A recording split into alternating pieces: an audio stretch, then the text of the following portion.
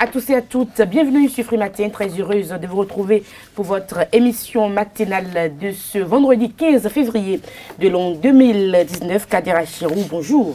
Bonjour à vous Nadia Diwan, bonjour à vous chers amis internautes. Ce matin à la une des journaux, nous avons les clarifications et assurances du ministère de l'Intérieur et de la Commission électorale nationale autonome en ce qui concerne les élections législatives du 28 avril 2019. Nous avons les comptes rendus du Conseil des ministres dernier. Nous avons la retraite de l'ANCB, l'Association nationale des communes du Bénin. Et pour finir, nous avons le quitus fiscal qui continue de faire couler beaucoup d'encre et de salive. À suivre également sur Free Matin, le prénom du jour, trucs et astuces également. Carles Kitomé nous présentera le bulletin matinal d'information. Bonjour. Bonjour Nadège. La gestion de la suite du naufrage survenu sur le fleuve Niger et la présidentielle au Nigeria tiennent le rôle du pavé de ce bulletin. Avec Ruth Sodeji, nous aurons droit à l'horoscope du jour, les sports avec Larios Adjagbenon. Bonjour à tous, bienvenue. Voici donc la une des journaux. Bonjour à nouveau chers amis internautes, nous démarrons par le quotidien béninois d'information générale et d'analyse L'Informateur qui titre ce matin en manchette polémique autour des déclarations d'existence des partis politiques au Bénin. Le ministre de l'Intérieur clarifie et rassure des détails à la page 3 de la parution du jour du Canard. Nous restons toujours avec L'Informateur, obtention d'accréditation d'observation des législatives. La Sénat indique la démarche à suivre, des détails à la page 11 de la parution du jour du quotidien. Réaménagement du boulevard de la Marina, le gouvernement se bat pour la beauté de Cotonou, communique L'Informateur ce matin. À lire dans les colonnes de la parution du jour de L'Informateur, le journal École des étudiants en journalisme à l'École supérieure d'administration, d'économie, de journalisme et des métiers de l'audiovisuel, ESAE. Bien intelligent en manchette, titre rejet des dossiers de partis politiques pour non-conformité. Les explications du ministre Saka Lafia sont à découvrir à la page 3 de sa parution du jour. Le potentiel vie des partis politiques à la veille des élections législatives, Roudé et son DUD, fantôme après naissance, l'homme de Zen n'a aucune chance de survie politique, prédit le confrère. La priorité réforme du gouvernement Talon, le feu vert de la communauté musulmane est à découvrir à la page 8 de la parution du jour du Canard et toujours avec la priorité 2 milliards supplémentaires pour apurer la dette salariale de l'État, promesse tenue par le gouvernement, s'exclame le confrère. La guérite en manchette affiche la photo du président de l'Assemblée nationale, Maître Adrien Ngouedji, et président du parti PRD, et titre suspension de collaboration avec le bloc républicain, le parti du renouveau démocratique piégé, il est pris entre trois feux. Les raisons de ce titre sont à découvrir à la page 3 de la parution du jour du quotidien La Guérite. Les 4 vérités, amélioration des mesures d'appurement de la dette salariale de l'État. Le gouvernement débloque 2 milliards de francs CFA supplémentaires pour gérer le mois de février 2019. Le chef de l'État respecte les engagements pris en décembre 2018. Un nouveau départ des relations entre l'exécutif et les organisations syndicales confirme les 4 vérités ce matin à la une. Des précisions à la page 3 de sa parution du jour. Toujours avec les 4 vérités réformes du gouvernement du nouveau départ, la communauté musulmane et la fondation Malek Rossou apportent leur soutien à Talon. Des précisions à la page 3 de la parution du jour du Canard et le matinal consacre sa manchette du jour à la mise en conformité avec la charte et affiche en manchette, comme vous pouvez l'apercevoir, les logos de 6 partis politiques, Bloc républicain, Union sociale libérale, Union pour le développement du Bénin nouveau, Parti du renouveau démocratique, Force Cori pour un Bénin émergent et Union progressiste, et titre 10 partis dans la tourmente. Les raisons à découvrir à la page 10 de sa parution du jour. Nous restons avec le matinal en deuxième titre à la une. Hier, à la direction générale des impôts, le retrait du quitus fiscal effectif, rapporte le confrère. Plus de précisions à la page 9 de sa parution du jour. Mobilisation des militantes et militants de la 5e circonscription électorale, le chef d'arrondissement Florent Viaoundé, un pion sûr du bloc républicain, titre le confrère. Nous restons avec l'autre vision, 25 ans du collège catholique, cours de soutien scolaire, des résultats élogieux au BEPC et au baccalauréat. L'actualité, mise en conformité des partis politiques au nouveau code électoral, le ministre Saka Lafia fait le point des précisions dans les colonnes de la parution du jour du Canard. Infrastructure routière, le boulevard de la Marina en réaménagement, martèle le confrère de Le Grand Matin ce matin à la une. Libération, appurement de la dette salariale de l'État, le gouvernement Talon tient promesse. Des précisions à la page 3 de sa parution du jour. Matin Libre consacre sa manchette du jour aux arguments avancés pour la non-délivrance des récépissés. Les vives protestations de l'Union démocratique pour un Bénin nouveau de Claudine Affaire-Prudentieux sont à découvrir à la page 2 de la parution du jour du Canard. Dossier révocation de Léa Divina Nsoglo, le procès renvoyé au 21 février nous informe l'oreille droite de la une du jour de Matin Libre. Toujours avec Matin Libre, 3 jours après le drame du fleuve Niger, le gouvernement fait preuve de froideur selon le confrère. Nous passons à Le Matin. Déblocage de 2 milliards de francs CFA pour l'appui de la dette, pour l'appurement de la dette salariale de l'État. Le gouvernement apaise les partenaires sociaux. Et toujours avec Le Matin, Kwasi Nazer Tevi, à propos des réformes du gouvernement de la rupture, il faut talent pour le changement de la mentalité béninoiserie. Des précisions à la page 3 de la parution du jour de Le Matin, qui célèbre 25 années au service de la nation. La presse du jour, non-conformité des partis politiques à la loi, l'UDBN, l'Union démocratique pour un Bénin nouveau, s'y oppose et étale sa situation. Des précisions à la page 3 de la parution du jour de la presse du jour. Le meilleur, le connaît le meilleur, polémique autour de la délivrance du certificat de conformité à l'achat des partis politiques. Le ministre Saka Lafia et son équipe veillent au grain. Les partis qui n'auront pas à se conformer à la loi ne peuvent s'en prendre qu'à eux-mêmes, selon le confrère. L'événement précis ce matin, fragilisé par le poids de l'âge, le professeur Albert Evroger, gravement malade, nous rapporte le confrère de l'événement précis ce matin. Des détails à la page 12 de sa parution du jour et incidence financière des divers avancements et promotions sans menace ni grève. Le régime Talon éponge la dette salariale 2 milliards. La cagnotte passe à 3 milliards de francs CFA par mois. Nous passons à Le Béninois libéré. Sortie du ministre Saka Lafia sur la conformité des partis politiques. La réaction de l'UDBN de l'honorable Claudine Afiavi-Prudencio est à découvrir à la page 3 de la parution du jour de Le Béninois libéré. Toujours avec Le Béninois libéré, en deuxième titre à la une, sortie hasardeuse des avocats de Sébastien Germain à Javon contre Gilbert Ulrich Togbonon à la Cour de répression des infractions économiques et du terrorisme. Le péché par ignorance contre leur client, titre Le Béninois libéré d'Aboubacar Takou. Cette sortie a été l'une des plus grosses erreurs contre la procédure, selon le confrère. Nous restons avec Le Béninois libéré, quitus fiscal, la joie des demandeurs, plusieurs quitus délivrés, l'appel du directeur général des impôts aux 3000 demandes en ligne. Les pharaons conseil des ministres, le gouvernement alloue 3 milliards au paiement d'arriérés de salaire. Nous passons au quotidien Le Soleil Bénin Info, législative du 28 avril 2019, 5e circonscription électorale, Mathieu Adjovi, la nouvelle étoile politique. Homme de terrain, il incarne l'unité, le rassemblement et suscite l'adhésion de tous, rapporte le confrère. Nous passons au quotidien national d'information de la nation, quitus fiscal. Les premiers bénéficiaires du précieux sésame sont à découvrir à la page 3 de la parution du jour du Canard. Et toujours avec la nation, éducation et recherche scientifique, la généralisation du numérique dans les universités actées. Les détails à la page 3 de la parution du jour du quotidien national d'information. Nous passons à présent à Fraternité, conformité des dossiers de déclaration des partis politiques à la loi. Aucun certificat délivré à ce jour. Toutes les précisions du ministre de l'Intérieur sont à découvrir à la page 3 de sa parution du jour. Et sous l'égide de l'Association béninoise du droit constitutionnel ABDC, regard croisé sur le code électoral à la charte des partis politiques à la page 3 de la parution du jour du quotidien Fraternité. La Nouvelle Gazette, joint hier au téléphone sur son supposé départ du parti DUD par les FC pour les FCBE, le colonel Patrice Onsou Guédé réagit et parle d'une fausse information. Je suis toujours membre de la dynamique unitaire pour la démocratie et le développement et nous y travaillons pour la consolidation du parti et pour la paix sociale dans notre pays. Nous restons avec la Nouvelle Gazette pour finir ce matin. Commune de Zobodomé, le maire Towedje donne le sourire aux usagers du pont d'Agbalé. Merci à vous, Kader Achirou, pour la une des quotidiens parus aujourd'hui au Bénin. Les quotidiens sont disponibles dans les kiosques au prix de 300 francs CFA. Vous les avez également en ligne. Voici pour vous le prénom du jour avec Tatiana Padi. Bonjour Nadège, amis internautes. Bonjour. Oluwafemi de l'ethnie Yoruba, c'est le prénom dont nous parlerons ce jour. Ce prénom s'écrit sous deux formes.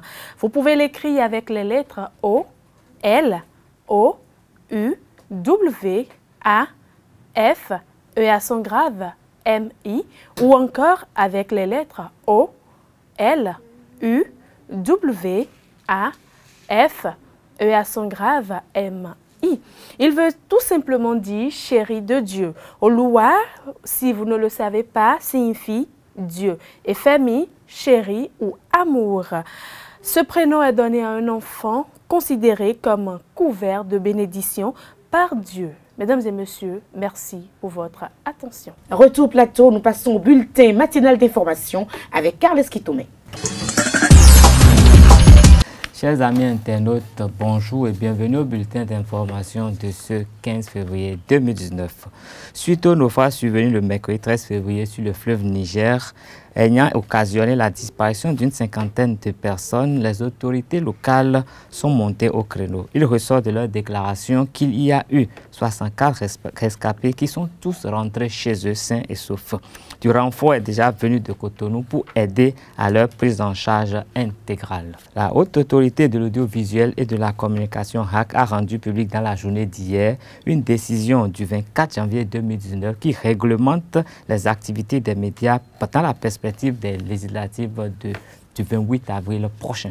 Le phare n'est rien d'autre qu'une science divinatoire selon ses pratiquants. Ils estiment qu'il est nécessaire pour chaque individu de se faire initier car cela permettrait de se connaître, de connaître son destin, de savoir quel métier embrasser, quel genre de femme épouser. C'est ce que nous dira le Rounogan Aïna Rin au micro de Jacques Maouillon d'Almeida. Beaucoup peuvent dire que cette histoire de diabolisation, de diable, de satanisme, c'est des concepts créés de toutes pièces par nos amis blancs pour nous aliéner. Donc sinon, c'est un concept qui n'a jamais existé et qui ne veut absolument rien dire. Bien, ceci étant, le phare, je ne suis pas spécialiste du phare, je consulte, mais je ne suis pas un expert. Enfin, mais je peux déjà dire que, comme vous le constatez depuis longtemps, le phare est une science. C'est la science de la divination au niveau du golfe de Guinée ici. Sinon, le phare, comme vous le savez, c'est une science qui existait et dont les origines remontent jusqu'en Mésopotamie, qui a passé par l'Égypte, et puis son siège pour nous, c'est Ifẹ̀ au Nigeria. Donc on sait que le phare, c'est une science. Et le phare nous permet de comprendre le langage de l'invisible. L'invisible nous dit quoi? Qu'est-ce qui s'était passé avant? Qu'est-ce qui se passe aujourd'hui? Qu'est-ce qui va se passer demain? Lorsque vous avez un acte à poser, lorsque vous avez quelque chose à faire, lorsque vous adressez une prière à une divinité, pour savoir quel est le message de la divinité, c'est à travers le phare que ça se produit. Donc, il n'y a rien d'extraordinaire à aller consulter le phare. Chacun, même chez lui, à la maison, lorsqu'il se réveille le matin, pour connaître la couleur de sa journée, il prie comme il l'entend. Il peut prier ce qu'il veut, son Dieu, il le prie comme il le veut. À la fin, il demande la couleur de la journée et il saura le phare. L'invisible va lui dire à travers les tracés indiciels du phare ce que sera sa journée. Et ça doit être ainsi. Et ça marche toujours comme ça. Donc, le phare est introduit au niveau des renogants de Tron parce que nous voulons comprendre le message que Tron nous envoie. Il faut comprendre le message que Tron envoie aux adeptes pour le leur expliquer, pour qu'ils sachent les dispositions à prendre. Sinon, au début, Tron n'était pas avec le phare, au début. Mais pour comprendre le message que Tron nous envoie, Tron nous envoie des messages tout le temps. Et c'est à travers le phare qu'on peut le comprendre. Voilà pourquoi nous sommes en train d'associer le phare aujourd'hui à Tron maintenant. Sinon, ce n'était pas ça au début. 80 millions de Nigériens iront aux urnes demain pour élire un nouveau président. Une élection qui suscite beaucoup d'intérêt à travers le monde entier. L'élection du successeur du président Buhari à la tête du géant d'Afrique impacte toute la sous-région ouest africaine. Quels sont les enjeux de cette présidentielle pour le Bénin? Les enjeux avec la réponse avec le docteur Dramane Bouko. Une élection qui nous concerne tous. Parce que, en réalité, la paix et la sécurité en Afrique de l'Ouest dépend fortement encore de ce pays-là, de Nigeria. Et plus précisément donc, du Bénin, avec qui nous avons donc, nous tissons des relations économiques, commerciales, très très importantes depuis des années, depuis des indépendances jusqu'à ce jour. Donc il y va du soi, il y va de l'intérêt des Béninois que cette élection se passe dans la paix, dans la tranquillité, dans la transparence.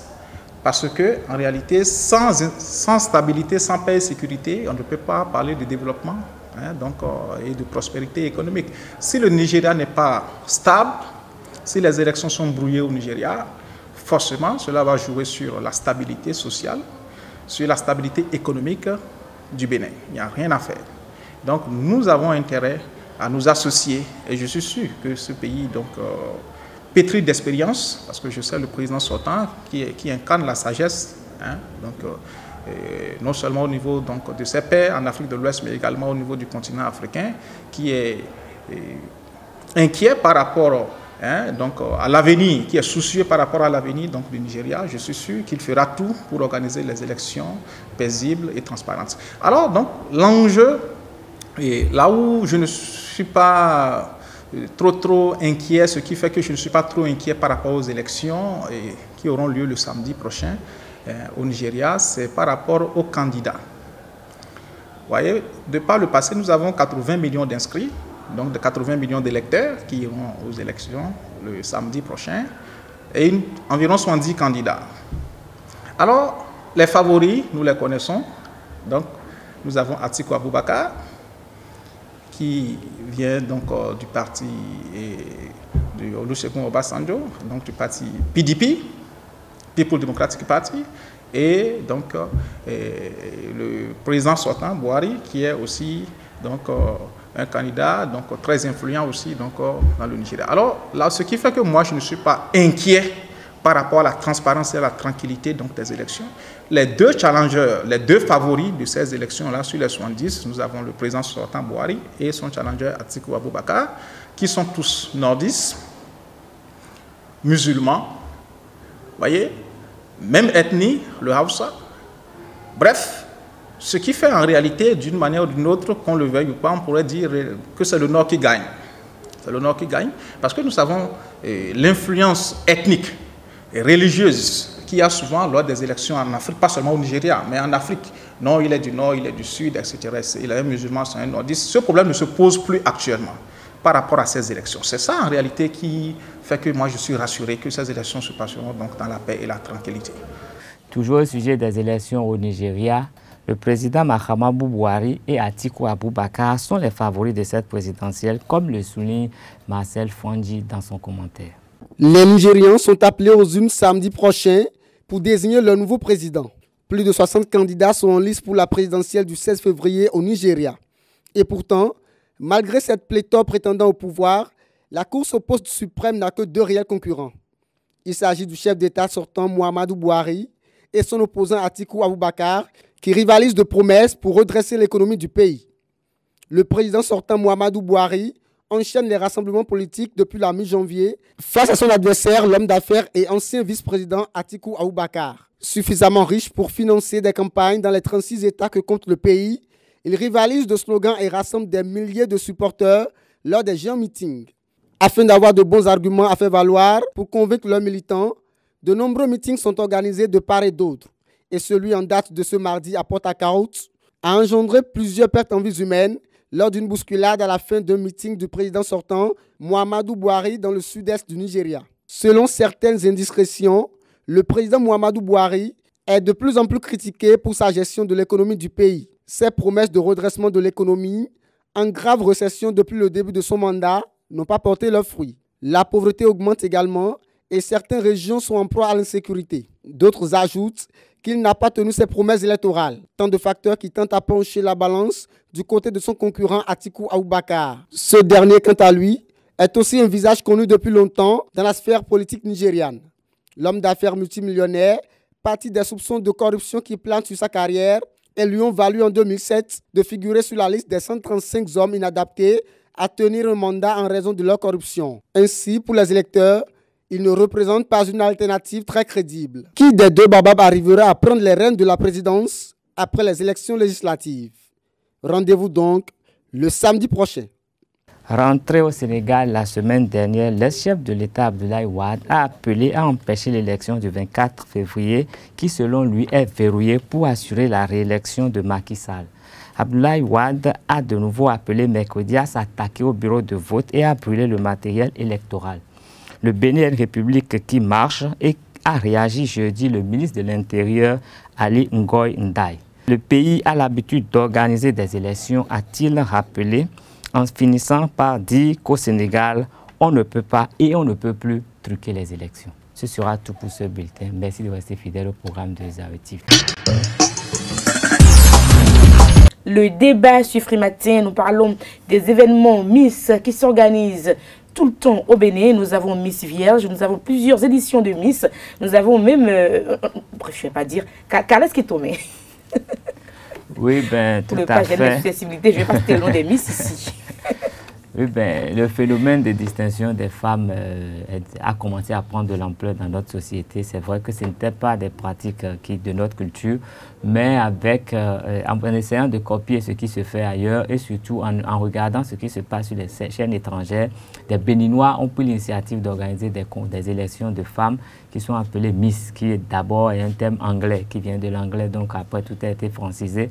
Et nous avons plusieurs éditions de Miss qui se passent au Bénin, des Miss qui veulent valoriser tout ce qu'il y a comme atout chez une femme. Il y a Miss Cross, Miss, il y a plein de mots, Miss Ronde, et Miss Black, il y a beaucoup de choses. Et récemment, il y a eu un autre concours qui a distingué les femmes les plus belles, pas seulement physiquement, mais dans la façon de pouvoir, dans leur potentialité à pouvoir gérer un foyer. Donc, il y a beaucoup de choses qui... Il y a Miss Handicapés aussi. Il y a tellement d'événements, mais bon, en fait, on peut dire que si c'est bien fait, ça peut aider. Il y a Miss Vierge et beaucoup de choses, mais généralement, on voit qu'il y a un autre business autour de ces organisations, un business entre les promoteurs de ces événements et les potentiels partenaires. C'est en fait comme un échange de marchandises. Généralement, vous mettez beaucoup d'argent et quand il y a une Miss, on vous amène la Miss et vous la recevez en tant que grand sponsor et vous gérez la suite. Et vous l'aidez, voilà, à évoluer, à bien gérer, à gérer beaucoup de choses. C'est important qu'elle puisse être bien coachée pour gérer à gérer beaucoup de choses, mais ça laisse parfois la voie à des pratiques pas trop saines. Et donc, c'est ce qu'on peut déplorer. Sinon, culturellement, c'est un événement qui essaie de valoriser certaines. Il y a même un concours pour distinguer des Miss parce qu'elles font bien la cuisine, Miss Adoro. Il y a beaucoup de choses comme ça qu'on peut saluer. Mais l'autre revers, généralement, il n'est pas très bon. Et si les promoteurs peuvent essayer de corriger le tir, on a vu récemment, l'année passée, même Miss Bénin a eu des problèmes. Et le gouvernement, il y a une menace de suspension et tout. On attend de laisser le temps, on va laisser le temps passer pour constater s'il y aura Miss Bénin ou pas. Donc il y a beaucoup de problèmes autour de ces organisations. Et ce n'est pas qu'à Cotonou, il y a également à l'intérieur du pays, ce n'est pas qu'au Bénin. Il y a également beaucoup de problèmes sur le plan international avec cette affaire de Miss. Cette affaire de Miss, d'abord, moi, ça me pose plusieurs problèmes. D'abord, un problème éthique, un problème moral.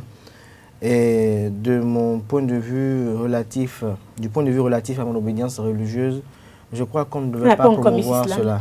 On ne devait pas promouvoir cela. Pour ma part, il y a 3 Miss qui méritent une promotion. Miss Littérature, où les enfants viennent confronter de belles idées.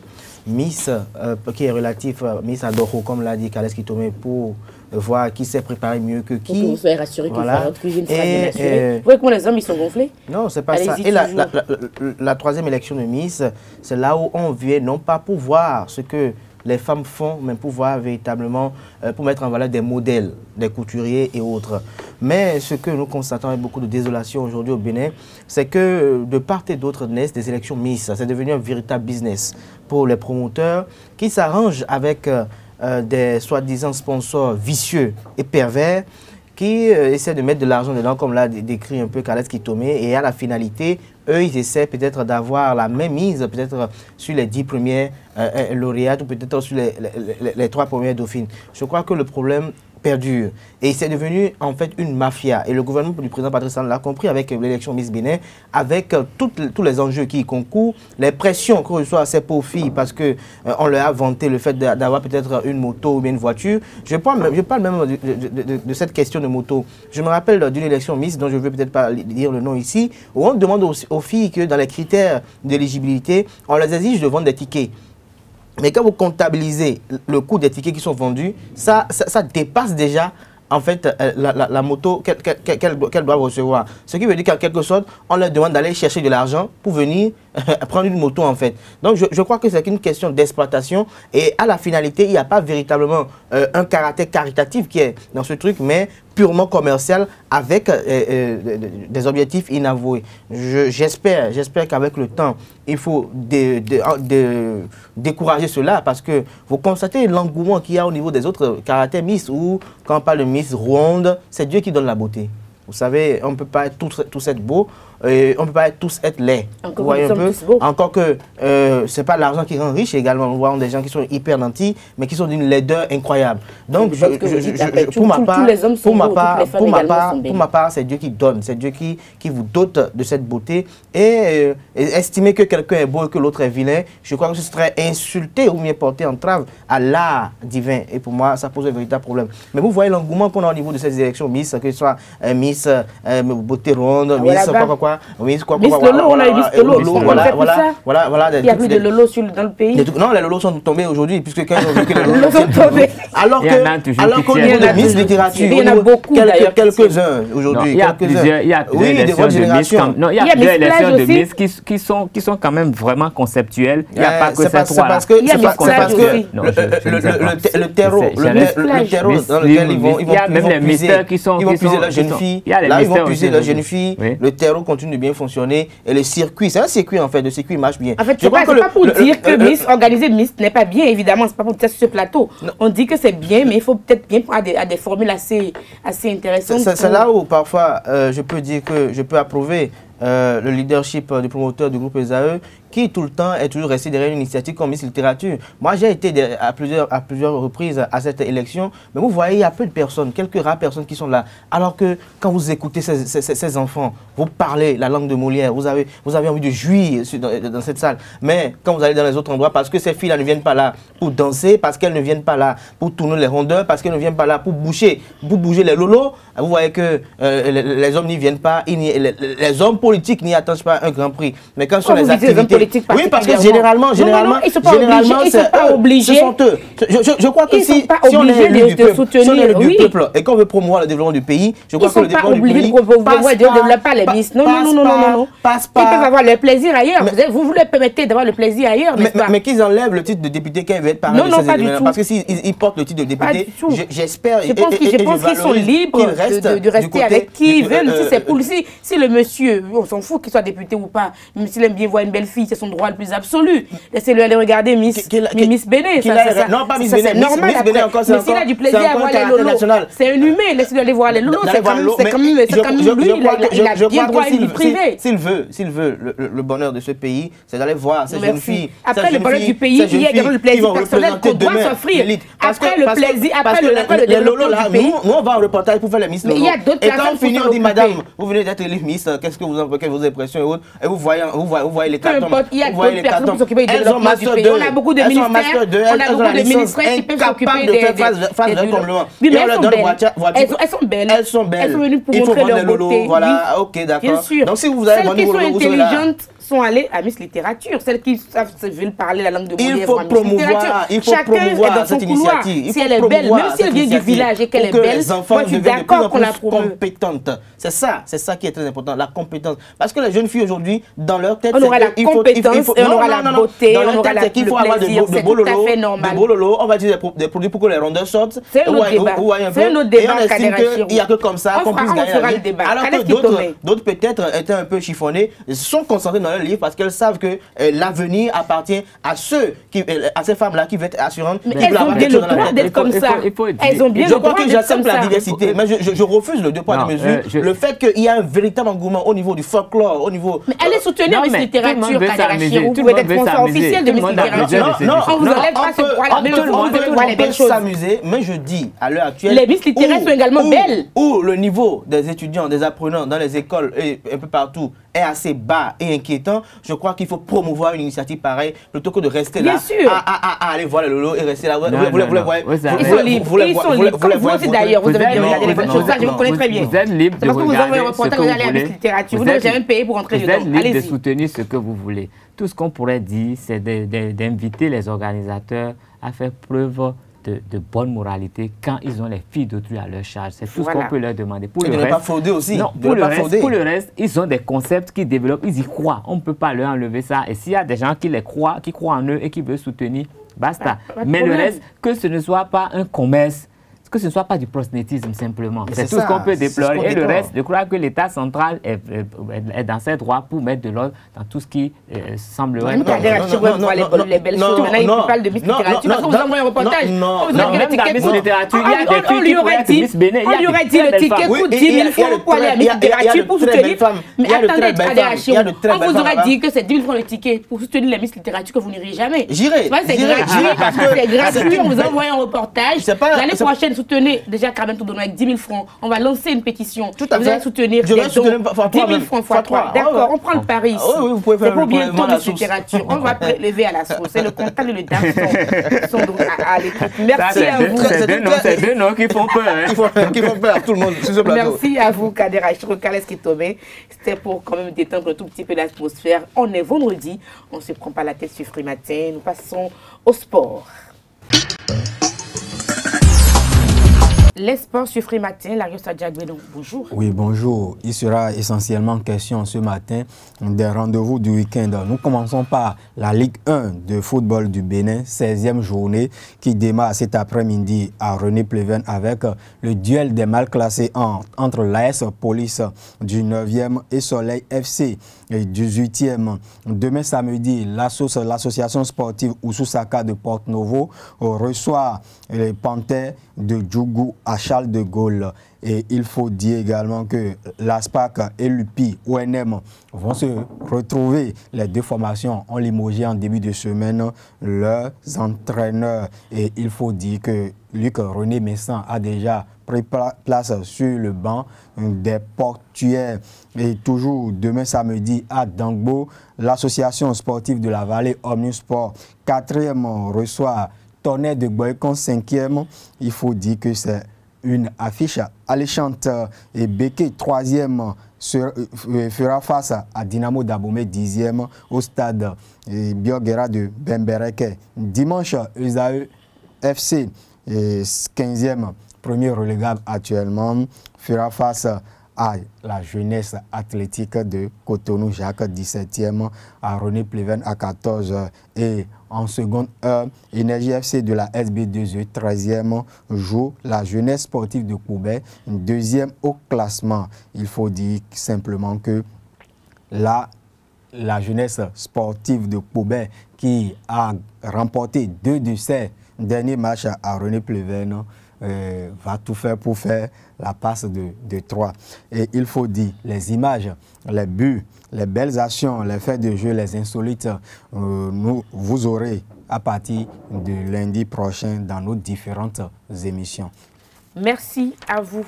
Merci à vous, Larios Adjagbenon. Quelques affiches? Oui, on va parler de la Ligue 2 à présent. La Ligue 2 avec la 15e journée. Cavalier de Ninki reçoit Zazira de Parakou, Delta de Grazoué, Entente FC des forces armées béninoises. Mamba Noir Dynamique FC, le premier au classement, le Real Sport de Parakou se déplace à Cover pour affronter la jeunesse sportive d'Agonli.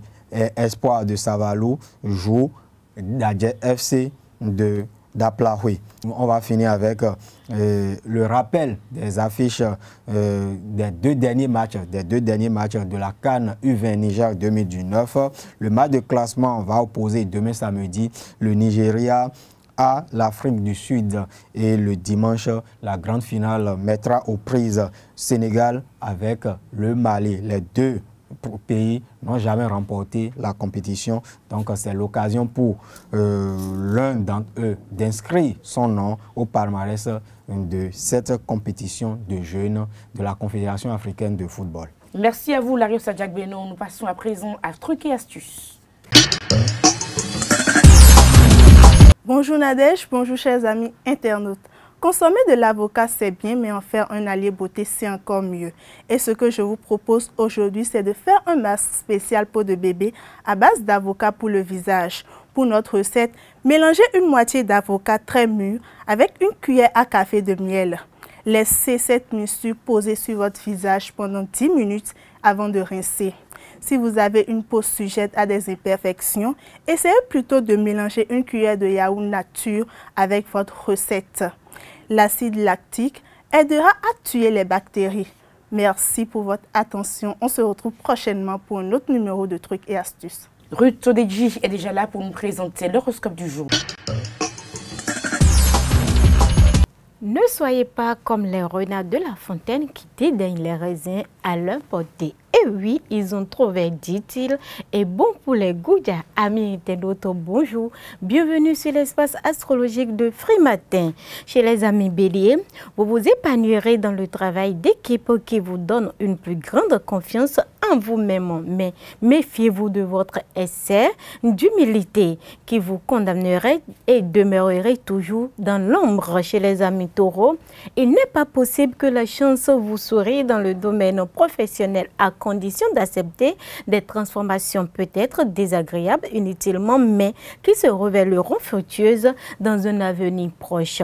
Amis Gémeaux, la planète Vénus en Asper sera particulièrement positive pour ceux qui s'initient aux techniques modernes et qui soient sur le plan intellectuel ou sur le plan de l'informatique ou des méthodes scientifiques de gestion. Sur le plan manuel, elles favoriseront un apprentissage rapide. Amis Cancer, au travail, vos chances seront bonnes, mais il faudra manier en finesse et ne pas vous montrer impatient. Lion, les influx planétaires de la journée promettent à certains natifs du signe Lion d'avancer vite et d'aller plus loin. Chez les amis Verseau, évitez les remarques déplaisantes, les critiques, les mouvements de révolte vis-à-vis de vos collègues ou de vos supérieurs. La patience pourra produire des miracles. Chez les amis Balance, bien soutenus par Pluton sur le plan professionnel, vous pourrez foncer sans hésiter. Vos initiatives audacieuses seront favorisées par la chance et couronnées de succès. Bon rendement pour tous les travailleurs du signe. Chez les amis Scorpions, tout ce que vous direz, tout ce que vous ferez sera perçu intensement par l'autre et ne le laissera pas insensible. Sagittaire, ne vous laissez pas distraire par des bavardages. Vous connaissez la légèreté et les responsabilités de certains d'entre eux. Chez les amis Capricorne, essayez de ne rien bousculer et commencez à vous donner les moyens d'évoluer. Verseau, une offre d'emploi ou de poste pourra vous être faite aujourd'hui. Acceptez-la si elle vous convient de bien ou de mal. N'exigez pas de la vie plus que ce qu'il vous en donne. Poisson, une journée très propice et productive dans le travail. La planète Uranus en bel ascète vous promettra de prendre des initiatives très utiles. Chers amis internautes, ne soyez pas comme le renard de La Fontaine qui dédaigne les raisins à sa portée et dit, et oui, ils sont trop vrais et bons pour les Goudas. Un bon week-end à vous et une très bonne journée. C'est la fin de Frimatin. Merci à tous et à toutes pour l'attention. Portez-vous bien. Excellent week-end en compagnie de nos programmes. À lundi prochain.